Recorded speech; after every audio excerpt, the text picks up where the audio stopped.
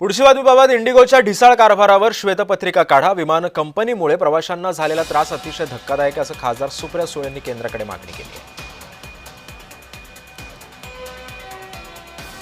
त्यामुळे विमान कंपनीमुळे प्रवाशांना झालेला नाहक त्रास हा अतिशय गंभीर आहे।